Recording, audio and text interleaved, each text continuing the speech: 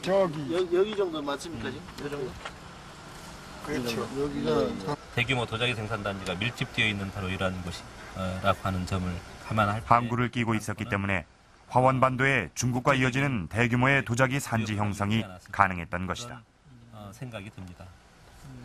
저 건너편에 보이는 곳이 바로 목포입니다. 목포 앞바다로 흘러내리는 강이 바로 영산강이라고 하는 강이 있는데 영산강을 거슬러 올라가면은 그 중심지에 나주라고 하는 곳이 있어요. 그 나주의 그 호족 세력과 바로 이 바다, 섬 지역에 그 분포하고 있었던 해상 세력이 만나는 현장이 바로 이 포구라고 할 수 있겠죠. 그래서 바로 이 당포라고 하는 포구는 당나라로 떠나는 그런 포구다라고 하는 그 의미답게 그 당시에 서남해 지방에 국제 무역이 이루어졌던 국제적인 항구였지 않았느냐, 그렇게 생각해도 좋을 겁니다. 세 지역의 물줄기가 합쳐져 나가는 바닷길의 거점 당포.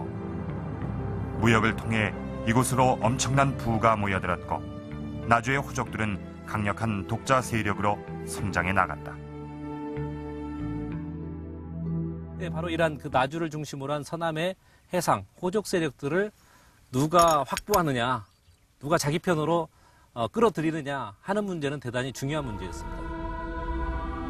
나주 지역에 대한 쟁탈전은 후 삼국 초기부터 시작됐다. 901년, 견훤은 직접 군대를 이끌고 나주에 왔다.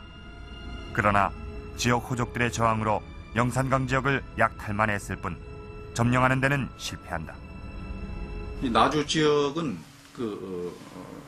아주 오래전부터 해상 세력으로서 서해안 일대의 여러 세력들과 연결이 돼 있었다고 볼 수가 있습니다.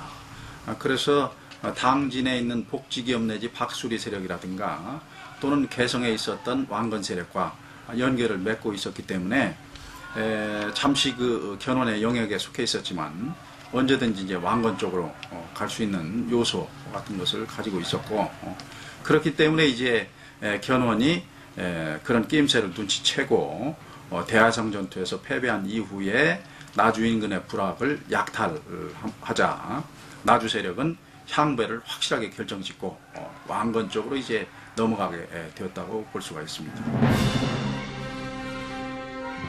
나주 세력이 왕건 쪽으로 기운 상황에서 903년 왕건은 수군을 거느리고 나주 지역의 10여 군현을 공략해 장악했다. 909년 견훤은 기습적으로 나주 지역을 공략한다. 목포에서 덕진포까지 전함을 배열하고 육지에도 진을 쳤다. 이에 왕건은 급히 수군을 이끌고 덕진포로 들어왔고 양국 군대의 대접전이 벌어졌다.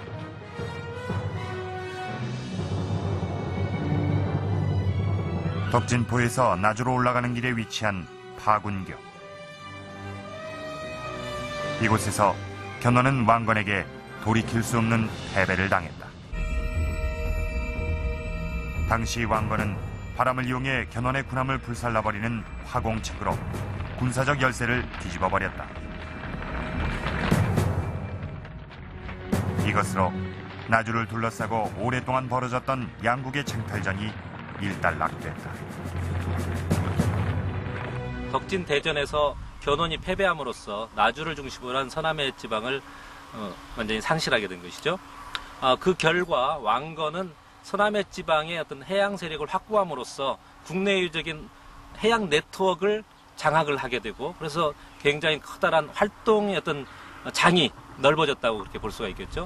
반면에 견훤의 경우는 이런 해상 네트워크의 그 결절점이죠.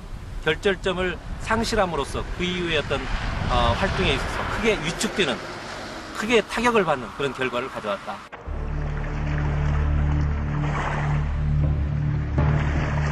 초기의 후백제는 군사력이나 경제적인 면에서 고려를 압도하고 있었다.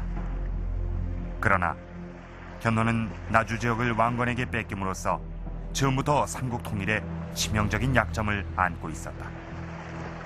나주는 후백제의 바로 뒤에서 견훤을 무너뜨리고 있었다.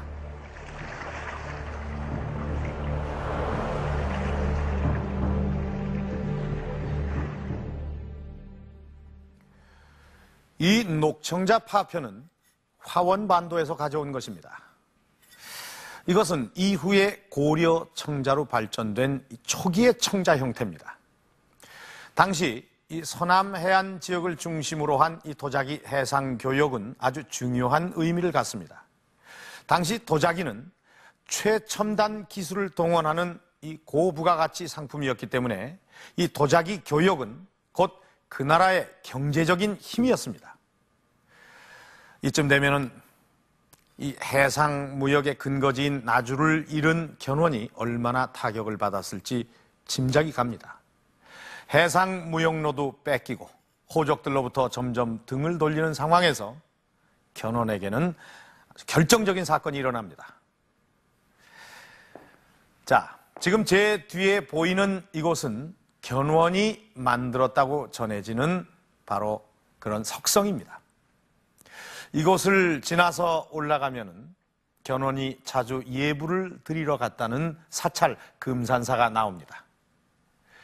935년 어느 날 견훤은 새벽 예불을 드리러 이곳 금산사에 올랐고 아들 신검에 의해 유폐당합니다.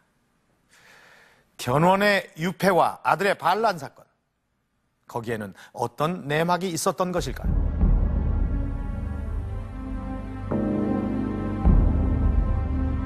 전라북도 김제의 금산사. 첫째 왕자 신검을 중심으로 반란을 일으킨 세력은 견훤을 이곳에 유폐시키고 넷째 아들 금강을 살해한다. 금강은 견훤이 자신의 왕위를 물려주려고 했던 왕자였다. 신검의 반란은 왜 일어난 것일까? 신검과 견훤 개인 간의 어떤 그 다툼이라든가 대립이라기보다는 그 신검파 그리고 견훤 내지 금강파의 대립이다 이렇게 볼 수가 있는데 운주전투에서 패배한 그 견훤은 이제는 그 대세가 기울었다 해서 이제 그 왕건 쪽으로 우리가 귀부를 하거나 아니면은 어떤 그 평화적인 해결을 주장했다 이렇게 볼 수가 있고 물론 금강을 둘러싼 세력도 여기에 찬동했을 것이라고 생각을 합니다.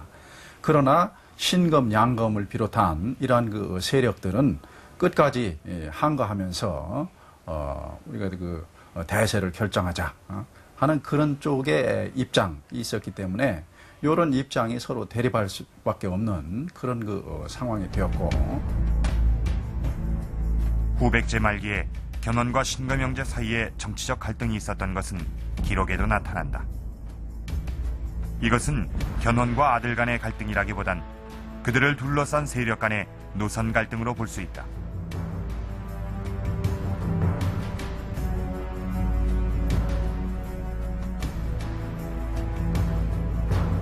신검 삼형제와 금강은 배다른 형제로 추정된다.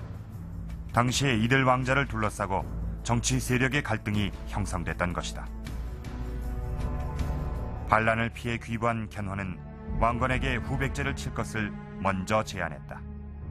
936년 후백제 추위의 전투가 있던 날 견훤은 칠순의 노구를 이끌고 자신의 아들인 신검 군대를 치러 전장에 직접 나섰다. 그렇게 후백제의 멸망을 지켜본 견훤은 자신도 며칠 후에 숨을 거둔다.